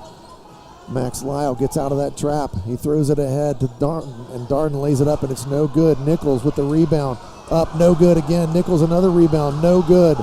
Walker got the rebound, tipped away from him. Multiple chances there for Tri-Valley to get that offensive putback, but they couldn't get it done. And now John Glenn with the basketball. Got to convert there. Three, easy, close looks at it. You got shots from point-blank range, and you can't get it in. Look at me saying easy. There's a lot of bodies flying there's around. a lot of bodies. But Nichols definitely had an opportunity to convert there. Walker now finds Nikolazakis. He spins into the lane, but kicks it out to Winland for a three ball. No good. Walker scrambles for the basketball. There's Nikolazakis with a steal. Gets it to Walls. Walls pulls up for a three. No good. Nikolazakis somehow got his hands on it and knocked it away again. Now Walls with it to Walker. He lets a three ball go, and that's no good. Neal comes down with a rebound, and he throws it off of guess who? Nikolazakis' leg, and it goes out of bounds so Tri-Valley's going to keep the basketball. Jeez. Barrage of threes there for John Glenn. 3 shots in the quarter, and they've all been threes on that possession. Inbounded into the corner. I'm surprised he didn't get trapped. Darden now pushes it ahead to Walker. Walker gets it over to Nichols. Nichols, he backs it off now. Now he goes to the lane. Spin dribble. There's Nikolazakis. And I tell you, you put it on the floor anywhere close to Will Nikolazakis, and he's going to have his hand in there. Yeah. His second foul. He's going to come out of the game for a quick break. And here comes freshman Steele Bates back into the basketball game. And that's the 7th team foul for John Glenn, so things can change real quick here. Yes, they can. Free throw here for Nichols. He's got the 1-and-1 with a chance to get Tri-Valley in front in this game. Free throw up, and it's off the back iron. Woodard, he's got the rebound. He kicks it over to Walker. Another chance there for Tri-Valley to get ahead, and they couldn't get it done. Walls hands it to Bates. Bates. Now he's trying to get away from Nichols and can't get it. Now it's in the corner. That's going to be a timeout. I could see that one coming. He picked it up, and that's going to be a full timeout, I believe, for John Glenn. Nope, 30-second. He's still on the 30-second one left, so good use of the timeout right there, because you get it in that corner. You got two extra defenders. You got the sideline, you got the half court, along with the two people that were trapping. Yeah, the sideline's bad enough, actually adding a third defender, but he was all the way out of midcourt, so easy time for a timeout for Coach Scheck to kind of relax some things. But Tri-Valley turning up the half-court pressure here. That was great defense by Nichols. Could have had a 5 count there on Nicholas Akas. He got rid of it just in time before the timeout. Now I noticed that Caleb Larrick has just checked back in. He's got 4 fouls, and I think this is going to be one of those situations where Coach Scheck is going to be substituting offense and defense. He's going to have him in on the offensive end, but when they play defense, he's going to find a way to get a sub for him. That's going to be real tight. He's going to have to play real tight here. Make sure he's real careful. So Still got 4 minutes left. Yep, John Glenn here now with a basketball. 40 apiece, 4:08 to go. Bexley Woodard, he carried it. Yes, he did. Tried to spin dribble Nichols right in his grill, and he couldn't get it done. Nichols turning the heat up here these last 2 possessions. Tri-Valley's excellent half-court defense here in this second half. They've played a really locked down second half of defensive basketball. Now Walker, and he gets it tipped away from behind, but that's a foul. And that's going to be Walls, and that's his second foul, but it's the team's 8th. So again, Jaden Walker going to go to the free throw line with a chance to get Tri-Valley in front of this. He's a 75% free throw shooter. He missed 2 earlier in the game, so you'd think he's due there, JV. Yeah, no doubt. They're going to need him to be able to score down the stretch. Free throws off the back iron. Scramble for the rebound. Walls has got it. Walker brings it up the floor. Penetrates into the lane. He tries to dish it to Larrick. Larrick wasn't expecting the pass. Larrick's hands were down at his waist. You got to have your hands up, ready to catch that basketball. And I think Nathan Walker, if he could redo it, he would just shoot that with himself. Yeah, he had the lane on the right side. A little crossover dribble one more, and he would have an opportunity. I think that's going to go. There's a turnover. Caden Walls got in the passing lane. Yeah, he corrected his call. It was definitely off of Walls. I thought it was the other. I thought it was off Nichols, but now Lyle trying to get the ball in bounds. He gets it over to Neal. 40-40, 3:41 to go in this basketball game. Darden flips it ahead to Nichols, over to Walker, lays it up, no good. Caden Walls with a rebound, and they're going to call a foul this time on Noah Nichols. That's going to be his 3rd foul, and that's the 4th foul of the half on Tri-Valley. So John Glenn still not shooting free throws yet here. They have not got to the bonus. And John Glenn's going to bring it up here, 40-40. 3:27 now to play as Woodard crosses half court. Gets it over to Larrick. Walker trying to get himself loose. Woodard, a 3-pointer, top of the circle, in and out. Neal with a big rebound for Tri-Valley. Walker tried to tip it away. Darden all the way to the rim. Blocked partially by Woodard, but there comes Neal flying in for the rebound. Back to Darden in the corner. And it's not a kicked ball unless it's intentional, folks. Everybody's screaming about it coming off of Neal's foot. Nichols penetrates, finds Neal for a 3. Eric Neal with a 3 to give Tri-Valley a 43-40 lead here. Less than 3 minutes now to go in the basketball game. Huge bucket for Eric Neal and the Scotties. It was his second 3 of the night, second 3 of this half. Walker harassed, gets it over to Larrick. Larrick now back to Walker. Winland looked in at Larrick. Now Walls. His 3 goes. Tie game. Caden Walls with a 3. His first 3 of the second half, and it's tied at 43. 2:22 to go. John Glenn still in that full court pressure. Tri-Valley now to Lyle. Lyle 3-pointer on the way. It's good. Max Lyle with a 3, and that's going to be a timeout for Tri-Valley, and that's going to be a full timeout, so we'll take a break as well. You're watching and listening to high school basketball on AVC Sports. was sitting in my car, and it wouldn't start. I lifted the hood, and the engine was falling apart. What would I do? My eyes filled with tears. Then on the radio, I heard of West 40 by Pay here, where for a little money down and a little each week, I could have a car, nice, shiny, and sleek. So I walked in the door, and I put the money down. Now I got a nice car that I can drive around. West 40 by Pay here will help rebuild your credit. The corner of Dewey and Route 40 in Cambridge, don't you forget it. West 40 Auto Sales, corner of Route 40 and Dewey Avenue in Cambridge, is home of the guaranteed credit approval, with most loans approved while you wait. Go to their website to fill out an online loan application, west40autosales.com. You'll also find their weekly special listed there. Game reset here, fourth quarter. John Glenn trailing 43-46 for Tri-Valley. Tri-Valley has hit consecutive three-pointers. Eric Neal with the first, Max Lyle with the second.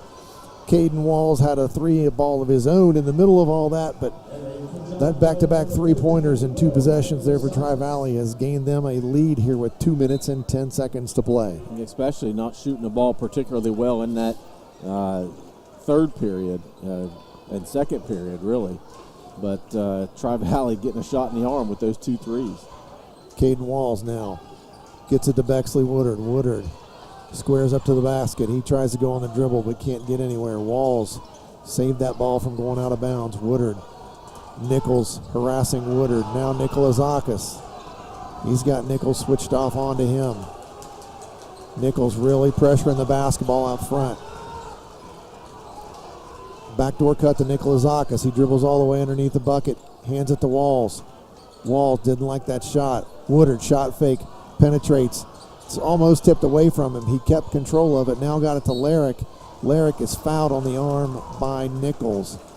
Nichols, everywhere the basketball is right now, he just kept switching off on whoever had the basketball. Yeah, he is definitely a handsy defender, but he can move too. He moves his feet really well. That's his fourth, though, so he's going to have to be careful here at the minute 23. Nikolazakis, three-pointer on the way. No good.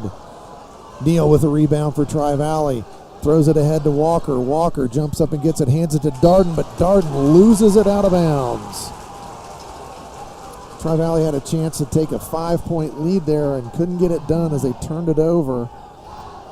Huge mistake there for Tri-Valley, going up 2 buckets. 46-43. Tri-Valley leads this one, 1:05 to go. Nikolazakis with the basketball. Nobody open, so they're going to be a timeout there. Nice call from Coach Sheck there, getting a timeout.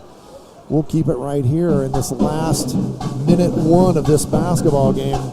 Tri-Valley leads this one 46-43. Game situation is this: 8 fouls for John Glenn. That means the next foul, the 9th, will still be a 1-on-1 for Tri-Valley.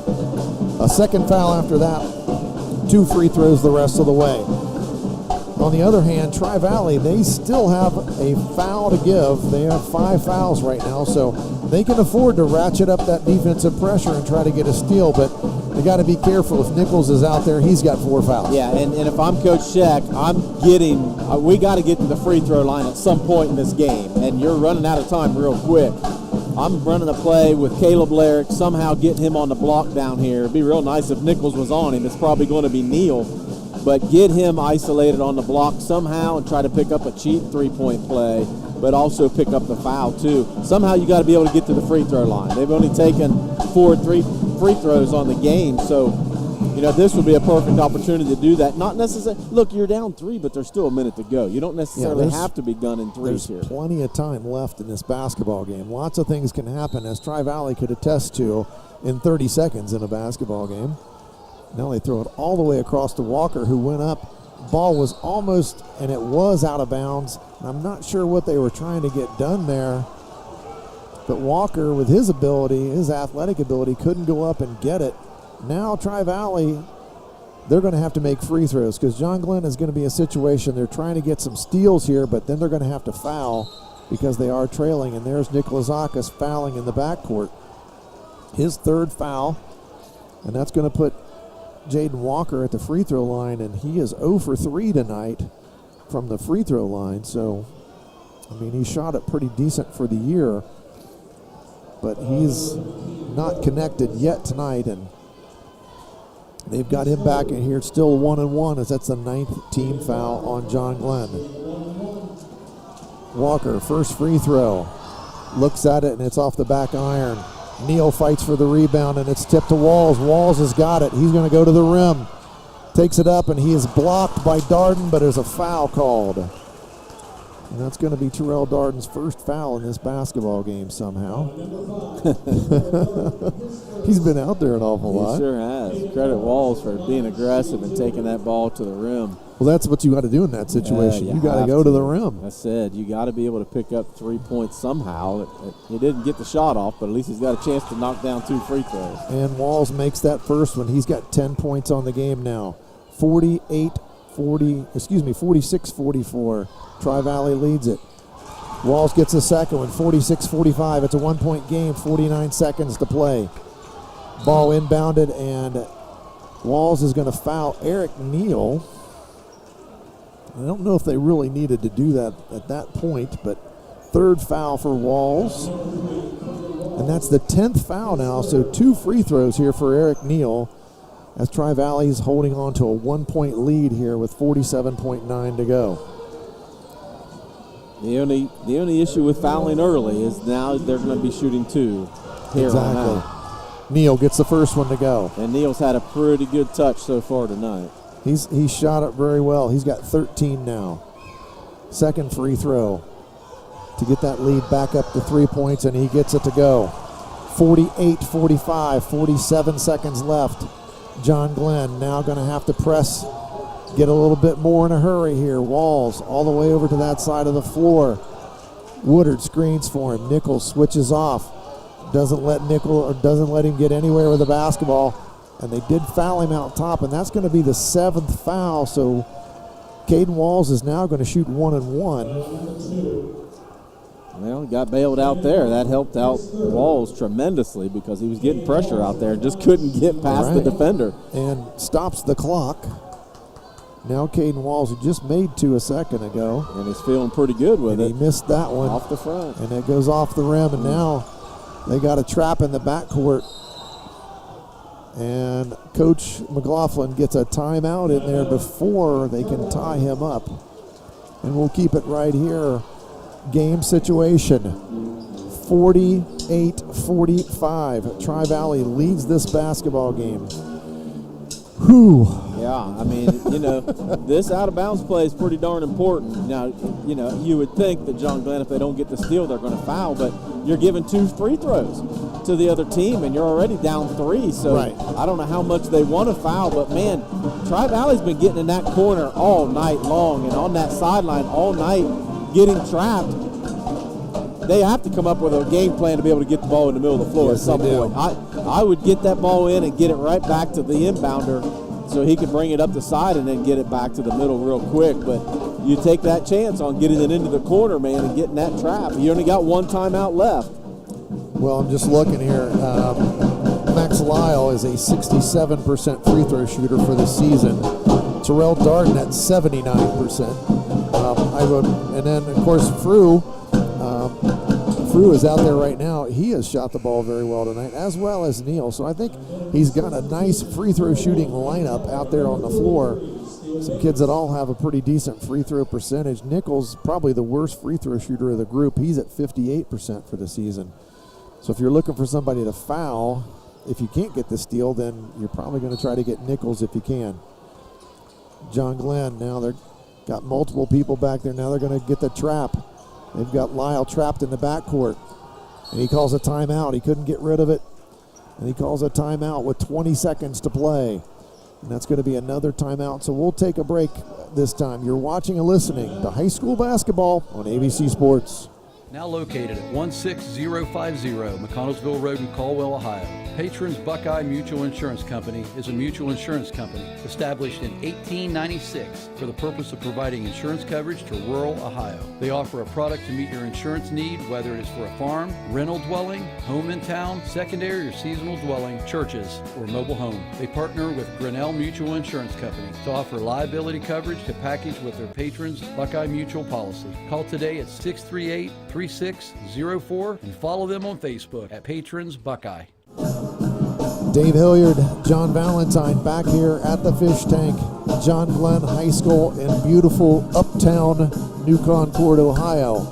I guess it is uptown. I guess you could consider it uptown New Concord. Well, you are north of downtown, so that's technically you're uptown, right? Uptown New Concord. We've had quite a basketball game here tonight. Tri-Valley clinging to a 48-45 lead here late in this basketball game. 20 seconds to go. They're trying to get the ball from up court, but they are having trouble right now because this pressure from John Glenn been relentless all night, and they have been trapping, and they're trying to get that steal because they need a cheap one here with 20 seconds to go. They sent the man deep, and they've got him, and it gets to Walker. They're going to foul him, which that's what they got to do. Boy, Walker looked at Coach McLaughlin. What do you want me to do? Should I go shoot the layup or just try to run some clock? And that foul on Walls, his fourth. But Walker this time going to shoot 2 free throws. He hasn't had much success. He's 0 for 4 from the line tonight. Well, as a 75% free throw shooter, you figured he's got to get hot at some point. And he got that one to go. 49-45. John Glenn trails Tri-Valley. Well, John Glenn does have 1 timeout remaining. Second free throw now for Walker. Dribbles, eyes the rim, lets it go, and it's off the back iron. Walls with the rebound. 49-45, 15 seconds to go. Walls got bumped and no call, and Coach Scheck is kind of disbelieving there, either at Caden or the official.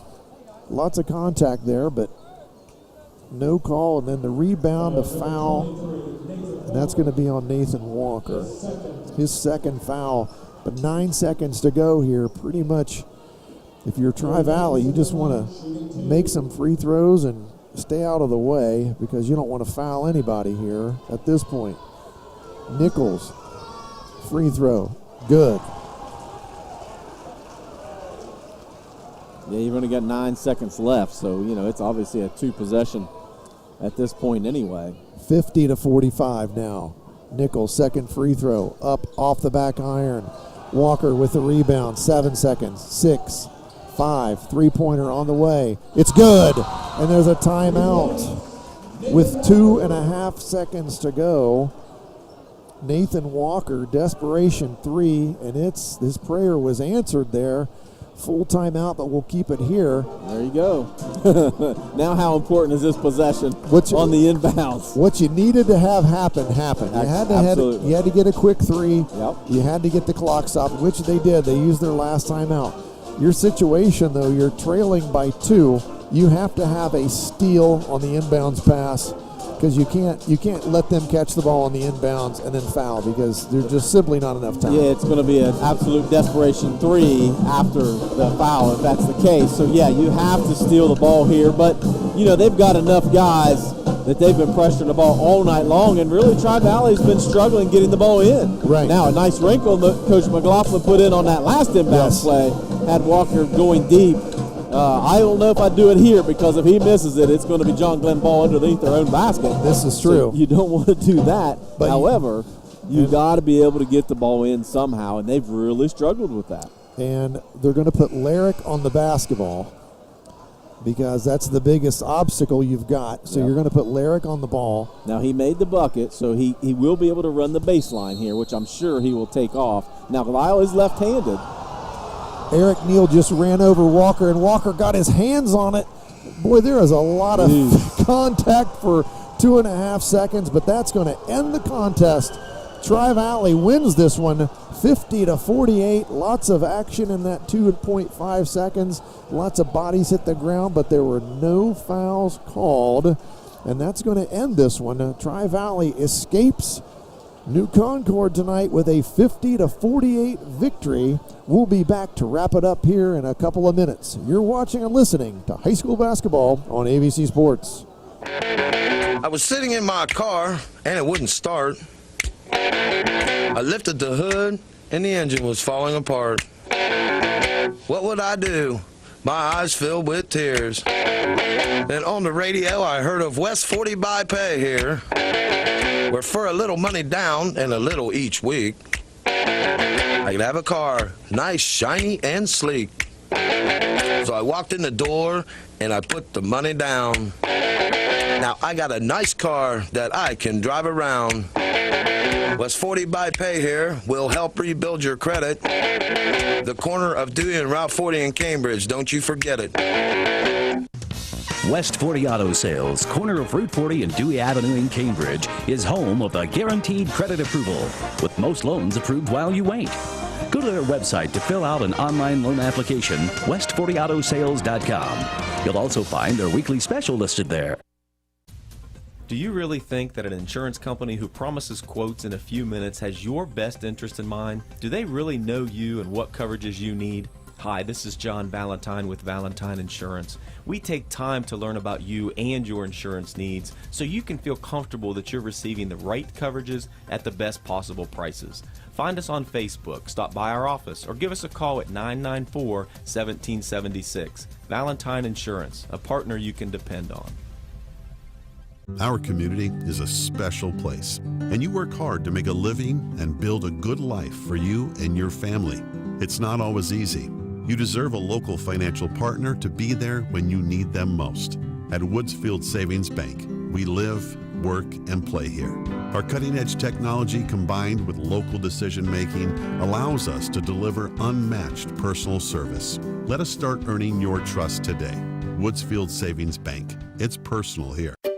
Finding great candidates to hire can be like, well, trying to find a needle in a haystack. Sure, you can post your job to some job board, but then all you can do is hope the right person comes along, which is why you should try ZipRecruiter for free at ZipRecruiter.com/free.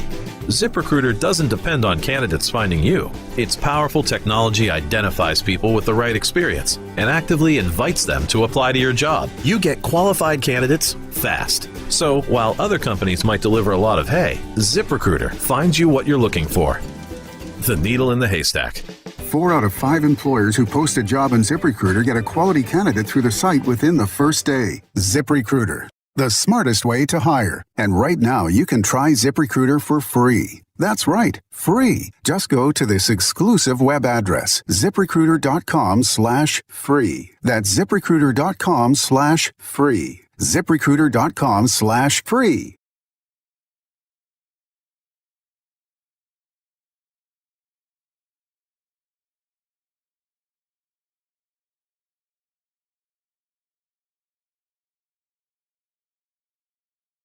Our community is a special place, and you work hard to make a living and build a good life for you and your family.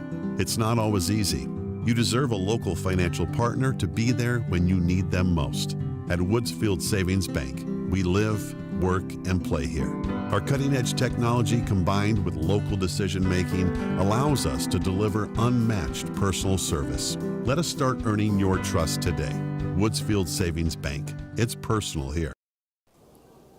Back to wrap this up here at John Glenn High School. Tri-Valley has defeated John Glenn 50-48 in a game with just 50-48. I mean, it seemed like there was a lot more action that happened than 50-48 would warrant. But an exciting basketball game, one that we expected out of this one, JV. We thought we would see an intense game, lots of defensive pressure, just something that would be hotly contested because you got two rivals going at it in a league contest, and you're going to have to turn around and play each other again at Tri-Valley here in another month.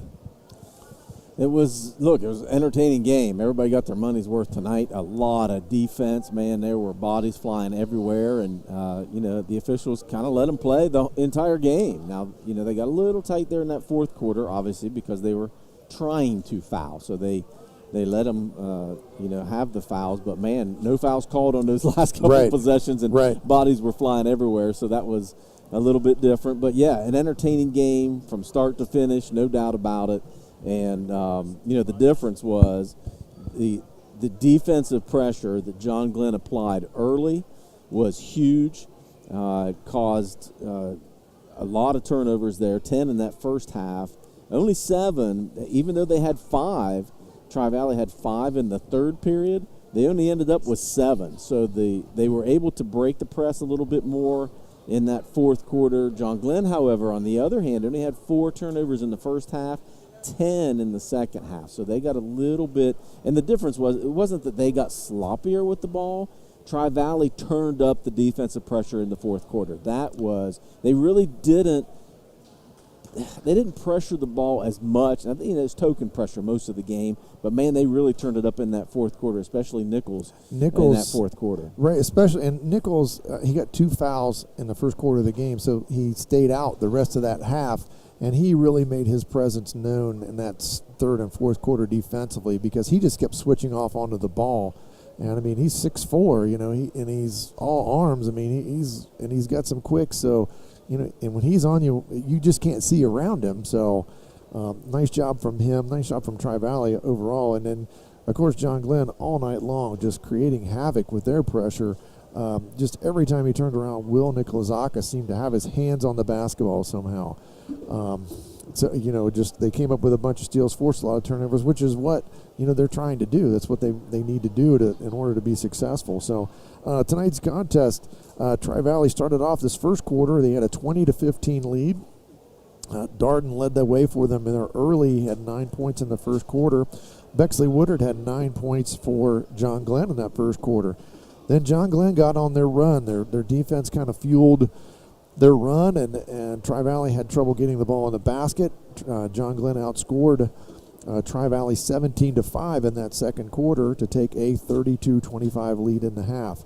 Then in the third quarter, John Glenn actually had extended that lead to 10 points, but by the end of the third quarter, 38-37, so back down to 1-point game going into that fourth quarter, and then Tri-Valley outscored him 13-10 in that fourth quarter to take the 2-point win, largely because of the back-to-back threes they had there with Neal and Lyle hitting in those 2 possessions, and then also some free throws finally went down for him there. Eric Neal shot the ball really well tonight. He hit a couple of threes. When you got a 6'4" post player that can go out and hit threes and then shoot 4 for 4 from the free throw line, that's pretty significant. And he led Tri-Valley tonight with 14 points. Terrell Darden, 13 points.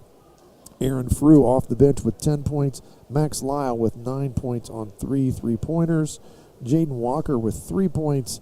And then Noah Nichols, he played an outstanding defensive game with just 1 point there as he got a free throw in that fourth quarter. For John Glenn, Caleb Larrick, 8 total points for him. Caden Walls with 11. Will Nikolazakis with 3. Nathan Walker with 13. Bexley Woodard with 11. And Steele Bates with 2. And that rounds out the scoring for John Glenn. JV, do you have some shooting totals that you can share? Yeah, I do.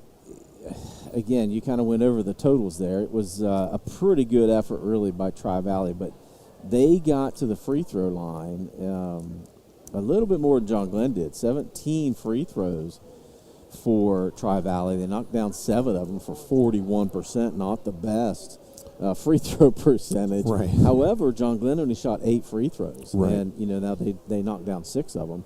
But they only shot 8, and really, Caden Walls had 3 of them there in that fourth quarter. So they did not get to the free throw line as much as I think Coach Sheck would have liked to have seen.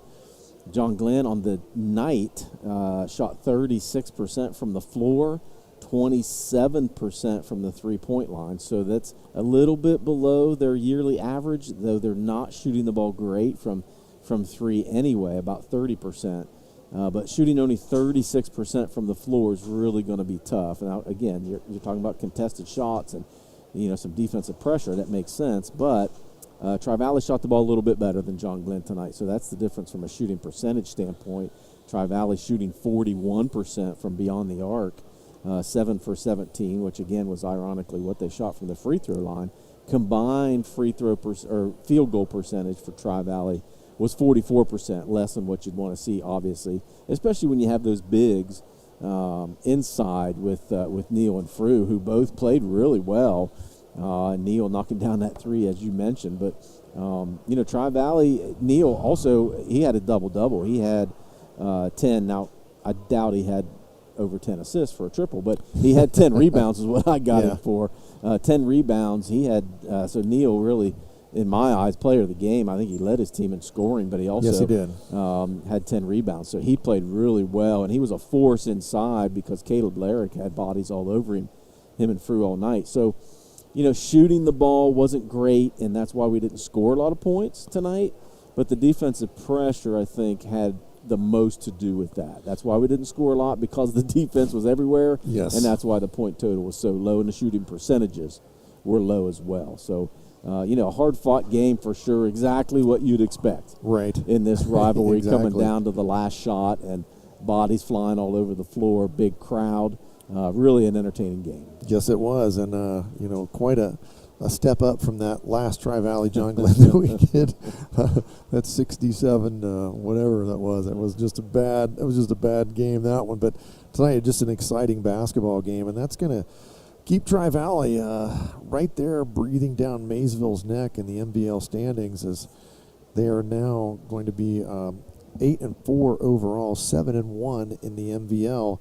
They've got Philo coming up on Friday, and then Saturday night they're going to make a trip to Columbus and play the DeSale Stallions. So again, trying to upgrade their schedule, trying to play some people, and they're doing that. For Coach Sheck, he's got on Friday night they've got Sheridan, and then a week from tonight they go to New Philly. So road not getting any easier here for John Glenn. They drop to 7-4 overall and 5-2 in the MVL. And again, we'd like to acknowledge all of our fine sponsors for tonight's basketball game: the West 40 Auto, Valentine Insurance, Woodsfield Savings Bank, Southeastern Med, WB Green Insurance, Doan Ford, and Patrons Buckeye Mutual Insurance, all sponsors of tonight's broadcast. And again, I'd like to thank our crew here tonight: Brett Klein, Regan Green, and Mike Mitchell. Brett running the show here, our big producer here, running all this equipment that JV and I have no clue what goes where or how to even plug any of it in. Fancy buttons and colors everywhere, and you're just lucky to be able to know how to turn the darn thing on. I know. I'm just glad that he's here to run the show, and then Regan and Mike took care of the camera work tonight for our video production, so we really appreciate their work. And they kept the cameras off of us, which so is the viewers at home. That was a good very thing. Very appreciative. They kept the cameras off of. So once again, Tri-Valley escapes John Glenn tonight with a 50-48 victory. I'm Dave Hilliard, and for John Valentine, we appreciate all of you tuning in tonight. You've been watching and listening to high school basketball on AVC Sports.